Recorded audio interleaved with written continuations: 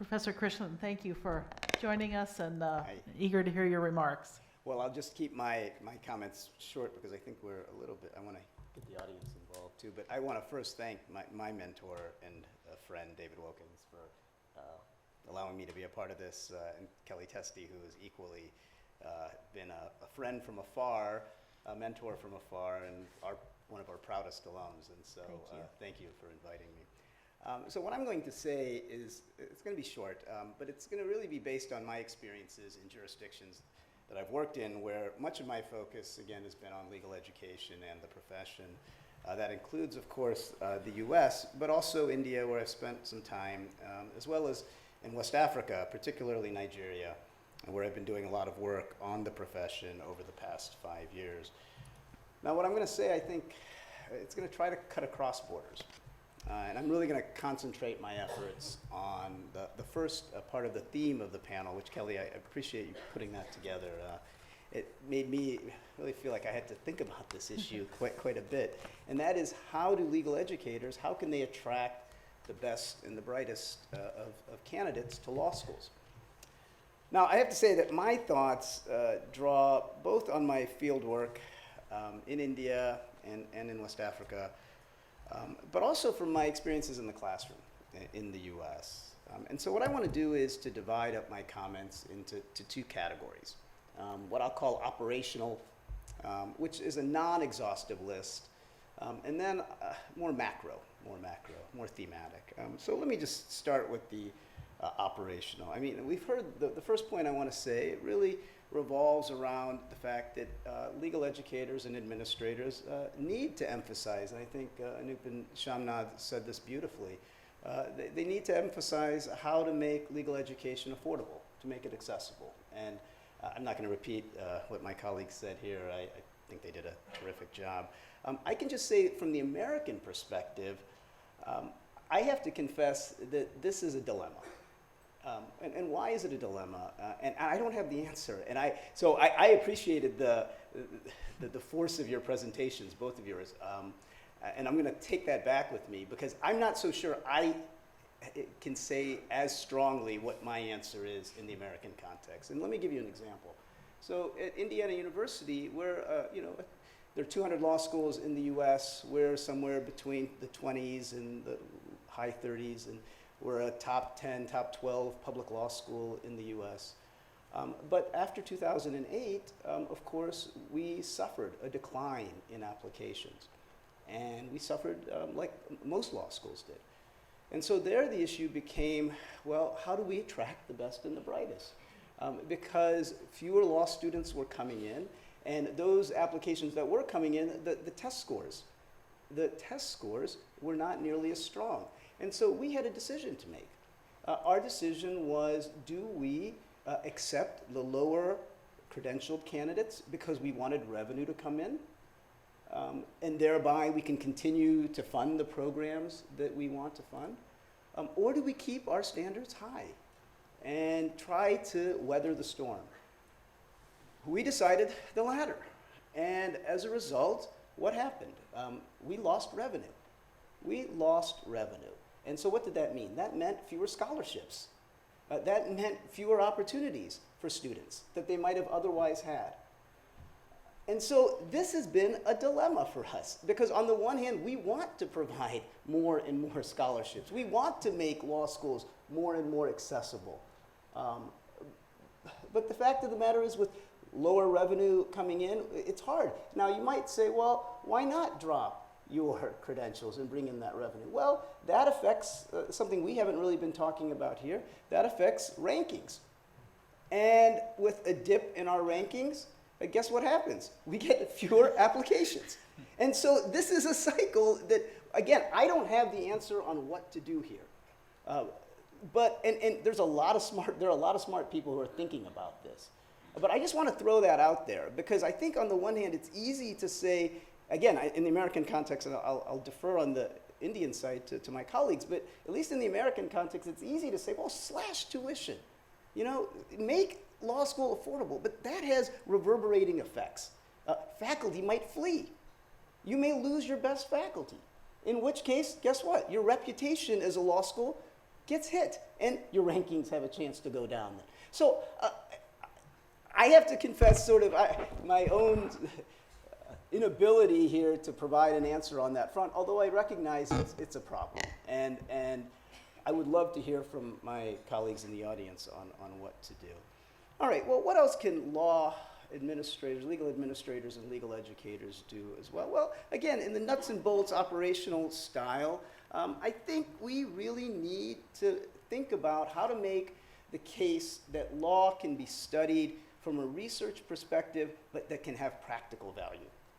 I mean, for us at our law school, I can say that we really try, and I know David's law school, and I know Kelly's 2 law schools that she served as, are terrific at doing this. And we actually have tried to learn a lot from David's center. I direct a center that I you know, as I say, I see David as a mentor, but I think all of us are trying to figure out how we can make law schools, the research that comes out of law schools, serve multiple constituencies: the bench, the bar, corporate citizens, public servants, right? And critically, I think we have to see our mission as being one that includes conveying to applicants that today's legal research must involve how our best students can practice in this globalizing legal environment. I think that has to be a component as well. So that's the second point. The third point is that in order to attract the best and the brightest, I think we need to provide as many opportunities as we can for our students to study law abroad. And here, I just want to highlight a law school here in India that I'm extremely familiar with and proud to be associated with, and that's Vice Chancellor Raj Kumar's law school, OP Jindal Global University's law school. Under Dr. Kumar's vision, his law students, as I understand it, have been able to travel to over 30 different countries to study law in one capacity or another, in different contexts. And I think it's absolutely remarkable, and frankly, I think David and Kelly would agree with me, we have to do a better job in the US on that front. And here I think we could take a lesson from what's happening at JGLS. And I'd say the fourth non-exhaustive way that we can bring potential candidates to law schools is related to this point. And that involves being committed to providing law students with internship and work opportunities abroad. The law and the legal profession today are more globally attuned than ever before. And here I'll just put in a plug for my law school at Indiana University and our Stewart Center on the global legal profession, which I have the great fortune to direct. I can say this, I think, quite confidently, we're the only law school in America that has a systematic, fully coordinated program whereby in less than 10 years, we've sent some 160 law students to 11 different countries around the globe to work in NGOs, in corporate law firms, in MNCs, and in government agencies. We call this our Stewart Fellows Program, whereby all of our students, and this is the pride and joy of our program, all of our students are fully funded through generous philanthropy. And I can say that this program has been a distinguishing feature, which has given us, I would say, a comparative advantage among our cohort in the law school rankings, where we see very strong candidates coming to Indiana who may have gone elsewhere to one of our peers. So those are what I would say are the nuts and bolts, and I'll stop there. But I just want to end by talking about something broader, and that is what can educators and administrators do in the macro context in terms of how we can be imaginative in terms of attracting candidates to law schools. I think this is something we've been hearing throughout. We heard it last night at the panel. We heard it from our colleagues. Well, we have to have an inspiring vision for why pursuing law is normatively a good thing, whether that's in business or politics or civil society or in the social justice space. I mean, if we think about the political climate of today, where democracies in many places around the world, in North America, in Latin America, Europe, and Asia, where they are undergoing what many of us feel are authoritarian tendencies, it seems to me that we really need two professions more than ever. We need journalists, I think we need journalists, and we need lawyers. And what I'm talking about here is we need to provide candidates an opportunity to say that the law means something, and it means something big. It means something where we can change the world as lawyers. And if we can convey that message in a passionate fashion with vision, I think that is a convincing argument for how we can get the best and brightest to apply. Thank you. Thank you so much. What a wonderful set of opening remarks we've had, and really raised so many questions and for conversation. In the interest of our time, I had promised to give you an opportunity to ask questions, so I'm going to actually turn to that now. There's such a wonderful audience here, and Professor Kumar, I'll have you get us started. I see your hand shoot up, and I think we have a microphone making its way around, and please. Thank you so much to all the panelists. I have a question both Anup and Shamnath. Anup, both of you stressed about the importance of diversity and inclusion in different ways. So, and you also mentioned about the language challenge. So I mean, one of the big dilemmas that we have is that, as you are very familiar, under the Indian Constitution, both practice in all the high courts and the Supreme Court, English is the language of communication. So clear, and of course, over the years now we know that English is also the global legal language as well. And I'm sure you're familiar with the fact that a generation of Chinese, at least for the last 3 decades, are learning intensively English, and increasingly that is reflected in their law school mooting competitions, in which Chinese who are essentially first time learning English right when they are at law school never have traveled outside China but are learning English through help from outside, but are actually competing internationally. So in that kind of environment, do you really see the possibility of law schools taking the responsibility of, capacity building in English, or it should be done at another level and law schools should focus on what they are best at doing? Because my larger concern is that in our zeal and enthusiasm to add so many responsibilities to universities and law school, are we going to be missing the plot? And an equally important aspect, which is the second part of it, is that all of you mentioned that fee is a major challenge in terms of access. You mentioned about National Law School. I'm a graduate of Campus Law Center faculty of Delhi University. I spent approximately maybe $100 for my entire legal education. Some people thought it was expensive as well. And of course, I'm heading a law school, which is one of the more expensive institutions. But then, both of you studied Oxford. Oxford's fee is approximately $40,000 per annum. Harvard and Yale each charges $65,000 per annum. I don't know of any Indian student complaining about the high fee that Oxford and Harvard charges. I'm sure both of you and myself, we all got scholarship to study in these places, so we didn't pay for it, but the universities that we studied got the money, somebody paid for it.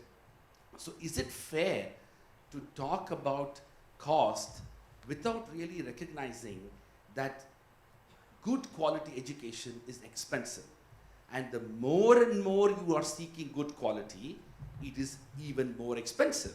So the real challenge is not so much about the fact that it is actually expensive, that law schools are, legal education is expensive. That's what it is. But we need to focus on how do we make it accessible for students so that they don't have the burden for paying the fee. Because one of my frustrations in this expensive debate is that we try to ignore the fact that everything that we do in institutions has a cost, right from building a moot court to paying salaries to faculty, to sending them abroad, to talking about international programs. Everything is expensive. And in India, for a very long time, we have been spoiled by the subsidies and the generous grants that public institutions have been giving, with absolutely no responsibility on the part of institutions, neither to raise resources nor to think about alternative models of funding. In fact, it is all power with no accountability. So my larger question is, how do you deal with this cost dilemma? I have one. Shanna. Sure.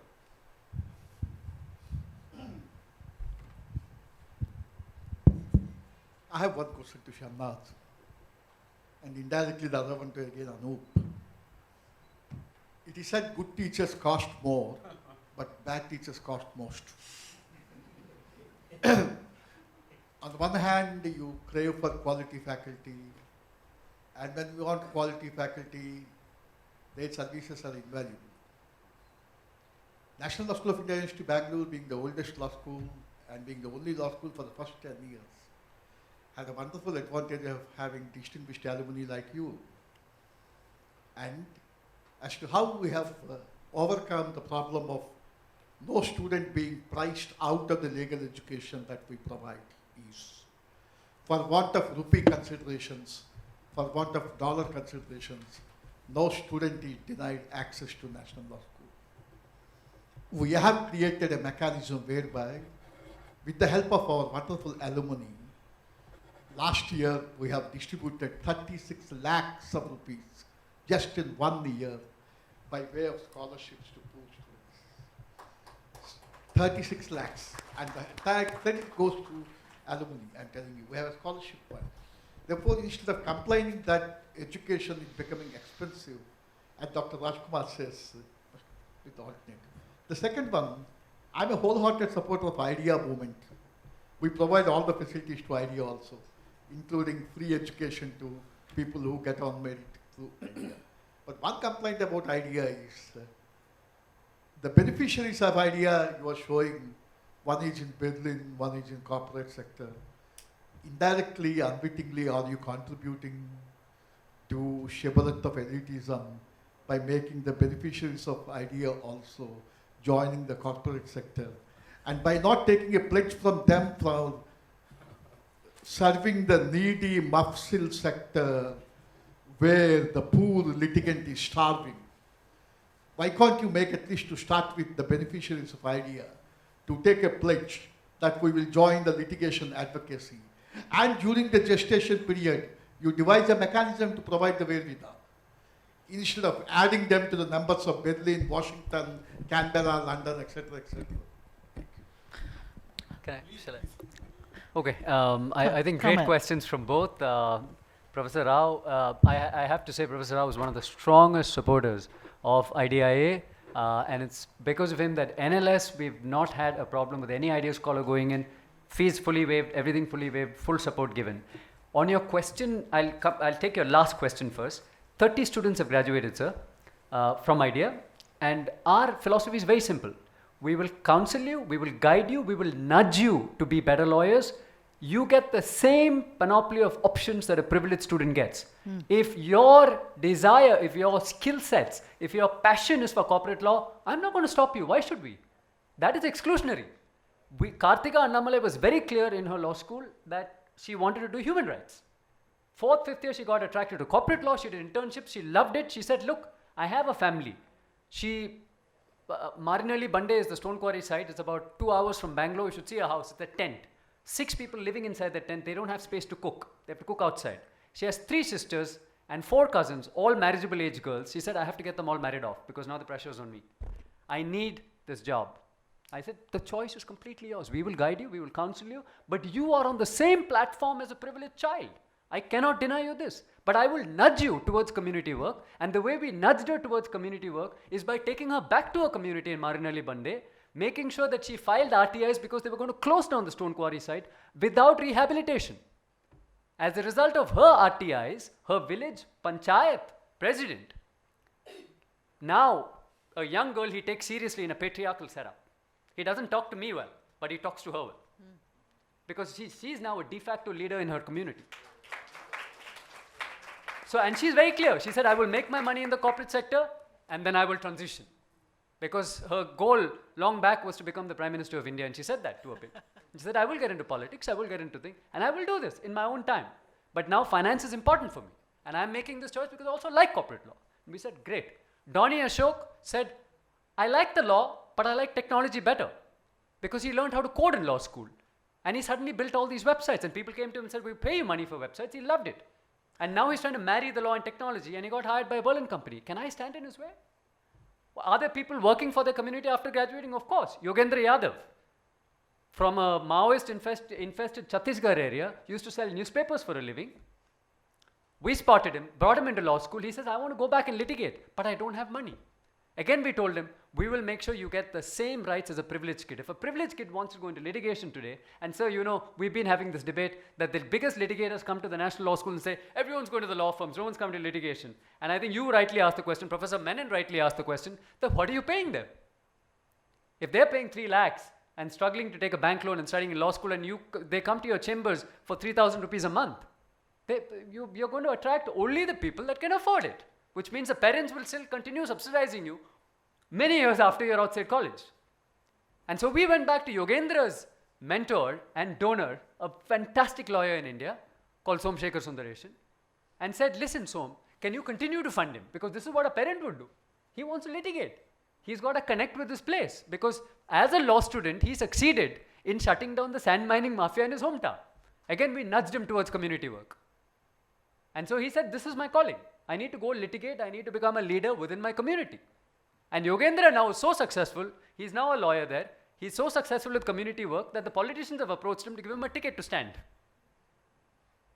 So I think, sir, there is a diversity of options that they're pursuing, and we're nudging, but we will look at more guidance from you and the others on how to drive them more towards community work. But the best we can do is nudge.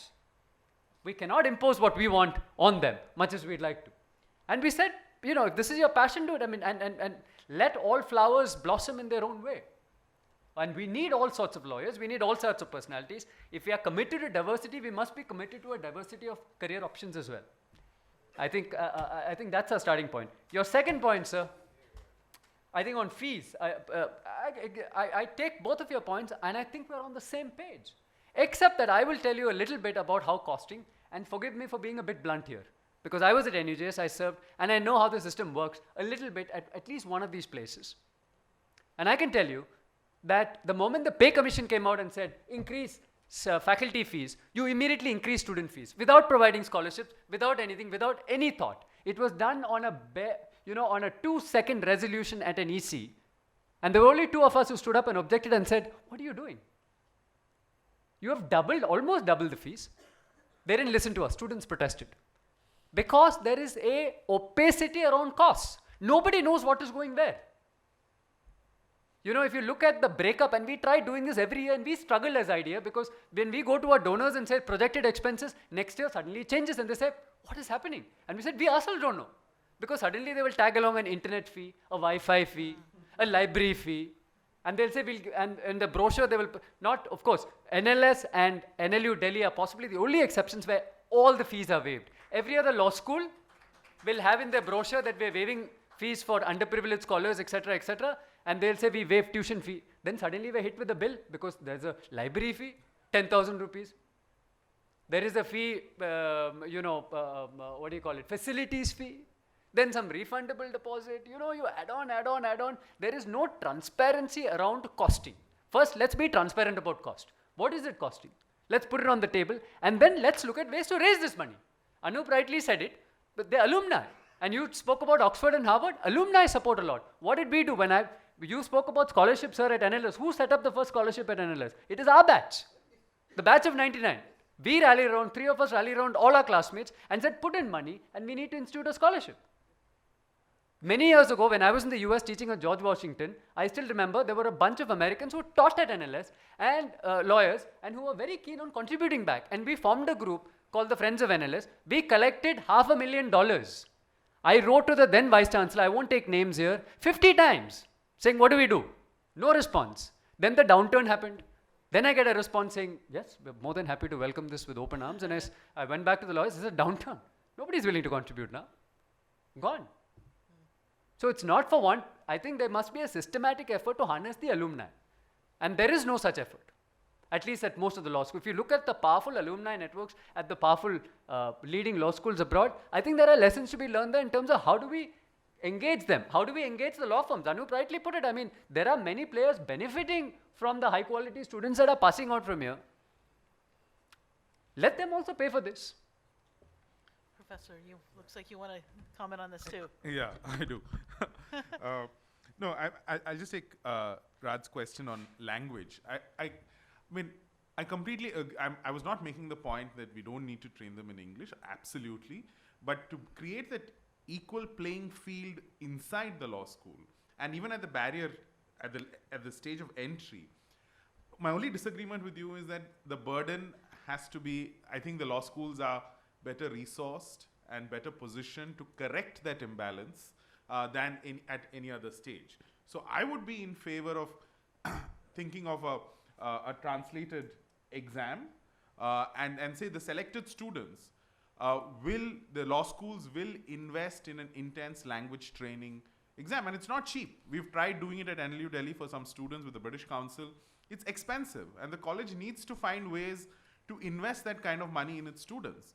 And I would, given their positioning, I would say the burden has to fall on the law schools if we are seriously committed to that kind of diversity. It is expensive. It requires a certain kind of human resource investment, and we have to do that, and we have to find ways to do that, and that takes me to costs.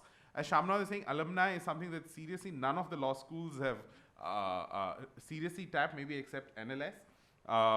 And I think there are other avenues that law schools in this day and age in terms of research funding and not just depending on ICSSR or the government funding for research. There's so many other research funding and grants that are available that the law schools must tap into. There are the more professional training courses like the IIMs do for mid-career professionals. And it's really about we really haven't sat down and said, okay, we need to raise, as Shamnath is saying, let's say the costing. How much do we need for the next 10 years? Do we need 100 crores? Do we need 150 crores? And how are we going to raise it? And that conversation just does not seem to happen. Nobody is saying that let's pay faculty less or let's not attract faculty. For the best of standards, what are our costs? But at the same time, what are the methods by which we are going to raise that money? It can't be, as you rightly said, this constant dependence on the state, because that is fast vanishing, right? If you look at what the government is doing with the ranking system, institutes of excellence, all of that comes attached with the fact that the state is pulling out, right? It's giving you more freedom to raise money, but it's also saying that we are going to give less and less, right? So it's a challenge for the law schools, and it's a conversation that's long due in the national law universities. These really are our challenges of legal education, and I see lots of hands up, but I also know that we're at time, so I think what I'm going to need to do. Let's collect some questions. Can we collect some questions? Yeah, let's collect. Okay. I think we actually 1, 2, 3, 4 questions, and then give everybody a chance to respond. Little chance. Great. Good. These are important questions. They really are. No, and I see lots of eagerness Do we for have them. a roaming who's got too. the mic? Here. Okay, so we start here. I'll keep. Can you help us move around? Yeah, and if Great. if you could keep your questions relatively brief so that we can get as many as possible, because we really do want to hear from you. Okay, the mic is not working, but If you could just speak loudly. Then. Yeah. Sorry. Thank you. the question is definitely referred to Shabnath. Shabnath, in your one of the slides, you did mention about regional inclusion and urban elitism. And you did say that in states like Jammu and Kashmir, the students in aspiration to do law is absolutely not there. But my CLAT analysis for the last 5 years also says that in states like Karnataka and in cities like Bangalore, it's also going down. In Chennai, also it's going down. Shriram is out for sale because they're not able to even increase student numbers substantively. The question is, it might not necessarily be because of the fees or anything. It could be because that there is a changing aspiration of students towards another stream. Predominantly, it could be engineering or medical, which has really come up, and therefore the students' inclination to earn quick money after the degree is what is aspiring them to take or make their career choices. The second slide in your thing is also urban elitism. That answer you actually gave in the previous question, for a person after graduating from law who enters into practice, takes substantive time to earn a decent living. So obviously he knows that if he has to get into a legal profession, he has to be supported. So obviously the parents and the family which can support are the ones who are actually pushing them to think about law, right? It might not necessarily be about, again, law entrance exam, right? So I'm just counterintuitively asking you a question that regional inclusion and urban elitism may not necessarily be idealized with respect to your conjectures. It could have more in-depth research needs to be undertaken before we come into a reasonable conclusion that they're actually directly linked to exams or the fees or the cost of education. Thank you. Okay, thank you. We're gonna collect questions before we answer. So, here, I think we have someone back here first, and then here, and I saw something, yes, in the back there. Hi everyone, my name is Reena Patel. I'm also a product of National Law School. Hello, Professor Menon. I'm a student of the first batch, and of course, these are my colleagues. I'm here back in India after having taught at Warwick for many, many years. And I've come back here to start a law school. So I'm a founding dean of Maharishi Law School, which is in Noida, and we are into our second year. So from that experience, from all these, as a student of National Law School, as a teacher overseas for a long time in a good university, and now back in a law school here, the question of student admission is a huge one in terms of quality. You want good students. However, just to throw a big spanner in the works, the admission criteria, and to raise a question about that, I want to just remind everyone, when National Law School started, we, the first batch, could by no means be said to be the best and the brightest of anything, right? So there were classmates who had barely passed their intermediate exam. And yet today, everybody, I don't think anybody is not doing well, So it takes a lot, and Professor Menon is sitting here, which is why I said hello, sir. Because getting students of quality, I think that's the question. Best and the brightest, I don't think is so much the issue. I think it's an issue of commitment. It's a willingness to learn. And I think what we were tested for, because we did have an entrance exam, what we were tested for and we were taken through in the entire 5 years was, were we willing to put in the effort to open our minds in the way that our teachers were making us do, right? Were trying to make us do. This was the entire experiment. The first 5 years was a complete experiment, as you can imagine.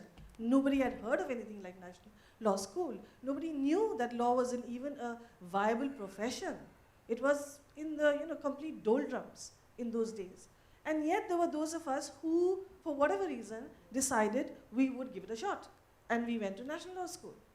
And as I said, nobody is really doing badly. That's one end of the spectrum. So for testing purposes, I don't know really, is there a way to devise asking or getting students commitment, as I say, interest. Really, that's the issue.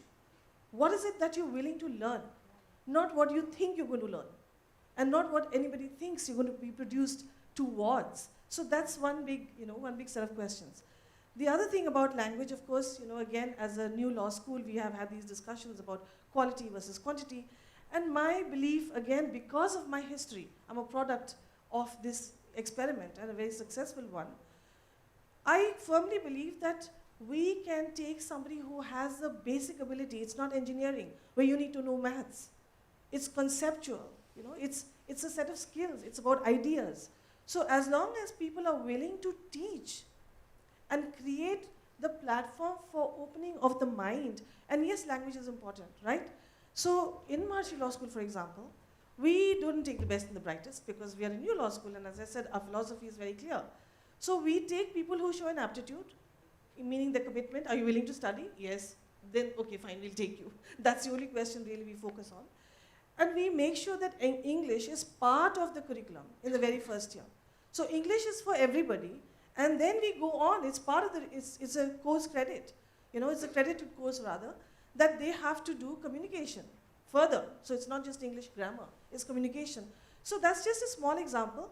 But in brief, I think all those questions, and of course, what Shamnath has been doing is amazing. It's fantastic. And we need to go beyond. We need to do a lot more. We need to think a lot more. We need to learn a lot more, research a lot more. That's it. Thank you so much for listening. Very much. Okay, we have a couple more questions. We'll take it, please, again. Keep them brief. So we have one here, right here, here, and then here, and one. But everybody, please be brief so that we have a chance for our audience to respond. Please. See, having graduated about 35, 40 years ago from a government law college under the tutelage of Professor Menon, and having looked at the graph of the whole idea of legal education through national law schools, now as a practitioner of law in Supreme Court, I have two important observations, both on the costing and the price of legal education and the language issue. Now, there is an advocates and record examination in Supreme Court for people to qualify to practice in Supreme Court. I've been in the committee of this examination for about past 10, 12 years. And we set question papers which are essentially to be answered in English language. Over a period of time, painfully speaking, I find that there is a big gap in the quality of the answers which come. And they emanate from the language issue. I find from those who might have very badly answered a question in English language, but there is a comprehension which I find is important. And with a lot of pain, we have to say, look here, because of your language disability, I'm not giving you enough marks. So we began to debate this question among the judges of the Supreme Court in this committee. And how do we deal with this question? Diversity, inclusiveness. More people want to come and practice in Supreme Court. Many of them probably graduated from very ordinary law colleges, not necessarily law schools. So how do we deal with this question? I find that the importance of this language issue at a variety of levels. Then you go to several high courts. Don't talk about Supreme Court alone. Go to Allahabad High Court or a Patna High Court, some of the high courts in the south. To my surprise, when I went, say about 10, 15 years ago to Allahabad High Court, suddenly I found people addressing the court in the Hindi language. I thought, is it happening here? Then slowly I realized, yeah, it's happening, and I think it must happen. So several high courts, people address them in the local vernacular language. It's comfortable. It's more, comfortable, and it's also probably more easier for those who have studied in local vernacular languages. Go to Gujarat. So several, states where high courts virtually, practitioners use the local languages. So it's only in Supreme Court there's a problem. Then in the funding part, there was, many of the engineering and medical colleges in our country, cost of higher education. A case which I had handled on behalf of a medical college from Maharashtra. We were trying to pose a question to the Supreme Court on the funding aspect. How do we really, for instance, if there is an increase in the cost of payment to teachers, the pay commission recommendation, you mentioned about it. Suddenly it gets connected to the increase in student fees. It happened in this college. The management had to struggle with telling the Supreme Court that if you not increase the student fees, in what other way you get back the fees, for the management and administration. So on the one hand, we have an obligation to the government to say pay the pay commission recommendations. On the other hand, we cannot increase the fees. So we're talking about, I told the court, look at this cost of higher education is a global problem. And who manages it is a global problem.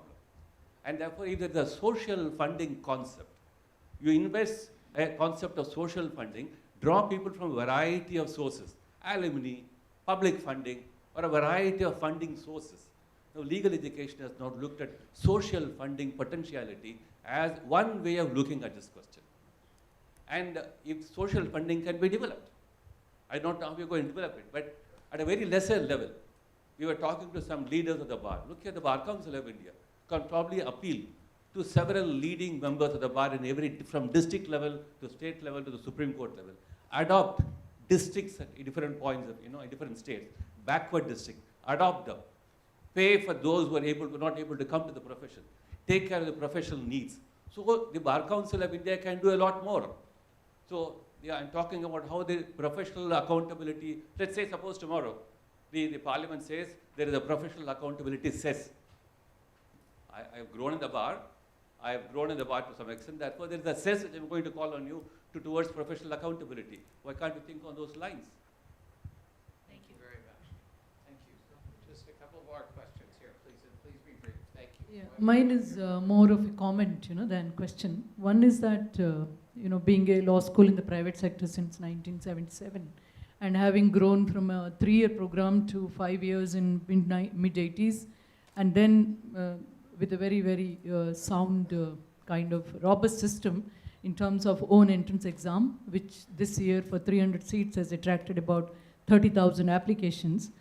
The cost factor, I completely agree with Raj that quality costs. I mean, from somewhere you have to spend, otherwise the education is not going to be satisfactory for the students, and there is no guarantee of profound development of students. So, in my case, one of the best avenues that has been made it possible for the disadvantaged section has been the top class scholarship from Government of India, which completely sponsors the students from these backgrounds, as long as their income is within the bracket which is specified there. Now that income bracket is not a practical one. When my fees is so much, the living cost is so much, I don't think that bracket is proper. But what I appreciate is even a private law school has been identified as a top class education institution among the 4 in the country out of 1,400. 2, what I look at is, now with the universities of eminence coming in, it's not a foolproof system either. The sponsor's income should be more than 8,000 crores to identify a university. Under that itself excludes certain institutes. And secondly, that there the government is going to invest. Why not the government institutes such a contribution on the basis of the students, not on the basis of the institute as such, and identify such institutes which are of quality as they did in top class education institution scheme. The last point I have is that incentivizing law schools or any institute at higher education level on the basis of fair competition, not because some law school is under the state tutelage, that institute is recognized and supported, and all the research grants flow there, all the grants flow there. Let us have a level playing field, and based on the commitment. For example, some of the law schools have received huge grants on research, but their output has been slow due to many reasons, which may be institutional reasons. So in the West, we have that kind of fair competition. So fair competition is what I would argue if we are looking at quality legal education and fair chance. But within the law school, the idea of democracy and ethics and just entry point being merit-based and later on not being merit-based also is not right. For example, entrance exam alone, how far this entrance exam is correlated with the competencies in the profession. So I use entrance exam only as a screening test, and then 50% of the weightage is given to the personality test, wherein writing skills as well as other facets, where 5% of the marks are also allotted to ethics and ethical competence, is what I would like to share with the House. Thank you. Thank you very much. Okay, very briefly, please. I am Anand Mishra from Jindal Global Law School, and I would like to bring back the attention of the panel to the theme of this session, and particularly to Professor Jayant Krishnan. The theme of this session is the recruitment, assessment, and admission of law students. Now, my question is very fundamental. That is, should the law schools or the universities conduct entrance exams in the first place? Should it be the job of the university or law school to conduct the entrance exams, or should it be done by an independent professional body, the way the largest entrance exams in the world, like GMAT or GRE, or none of the exams are conducted by universities. In India, for 90,000 MBBS and BDS seats in the medical schools and dental schools, CBSE was conducting exams for many years. Now, National Testing Agency is conducting this year. The question is, the universities and law schools' job is to teach, to research, to work on knowledge creation. Their focus should remain, in my view, should be teaching, research, and knowledge creation, and not conducting entrance exams. So that is my question. Should universities and law school conduct entrance exam in the first place? Thank you. Thank you. So I think I may need to. So we've got one more question, then we're going to give each of the panelists, you can't possibly respond to everything, just a chance to say one thing. One thing, all right. On the line, and then we'll be out. Hello everybody. Hello all panelists. I am Bhavna. I am from IIP University Delhi. And today my question is mainly for Shamnath sir. That sir said about online entrance tests which increase many barriers for students. But in coming era, we cannot afford many trees to cut, because every year when we conduct a test, it takes a lot of trees to cut, and every year approx 40,000 students like take test, and if I count 10 sheets per student, it is like 40,000 sheets and 40 lakhs sheets. I mean, yeah, in 10 years. I mean, it takes a lot of paper. So if we work to improve that online pattern, I guess this is something better instead of using paper every year. Yeah. Thank you so much. Thank you. Thank you. Thank you. So why don't we just, Jay, why don't you start just very briefly, any thought about just what you've heard? This Yeah. is incredibly rich discussion. Right. Right. So I'll just, my answers will be, my answer is very short. To Dr. Mishra, I think it should be conducted by an independent institution such as LSAC or a third party. I do think that law schools can come into play, though, when it, and I think Kelly said this as well, when we're talking about the qualitative assessment. So perhaps an interview or some other, some other type of evaluation. But yeah, I think very, very clearly a third party institution is needed. So I'm with you. I'd agree with Anand that the law school should get out of the law school exam business, but I would only add that the law schools cannot get out of the law school selection process.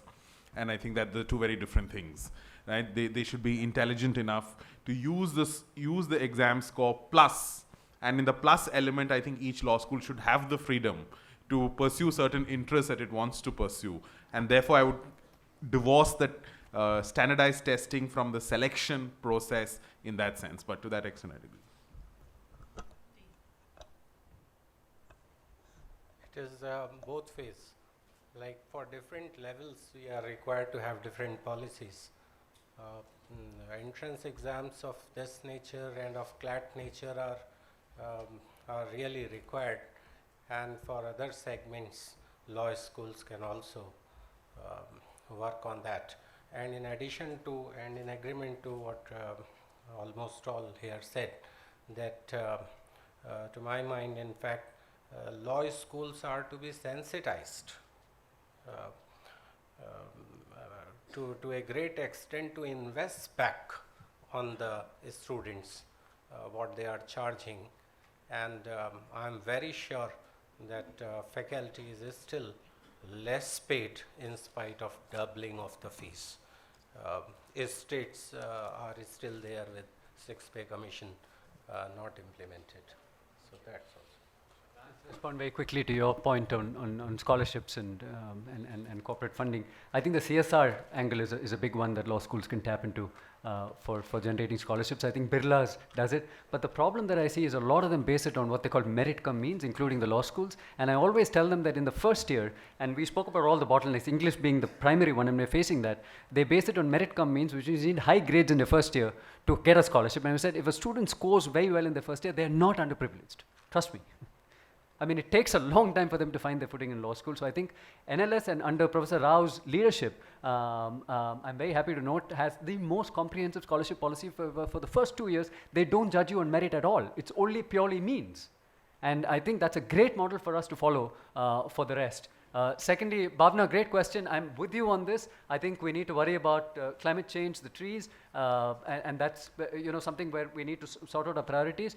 I would favor a model where it's online, but we train the people for the online model. I think it's just familiarity with the format. If we can crack that, then online is the best way to go, because like I said, I think the biggest problem with this exam is lack of transparency. And the online gets you closer to a much more transparent, more easily administrable system. I think in the short run, given the problems that we faced in the, for the next couple of years, it will be offline, I guess. And then I suppose that we can start thinking back of going online or devising a dual model with online and offline. But ultimately, I think we should get online, but with enough accessibility options for students who become familiar with the model. Wow, what a start we've had today. I think that's on.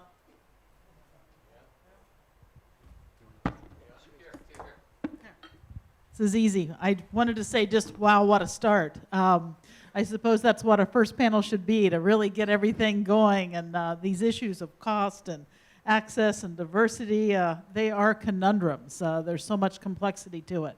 So I think what we probably should do is still take a bit of a break. David, would you like to do that? Yeah, why don't, go ahead.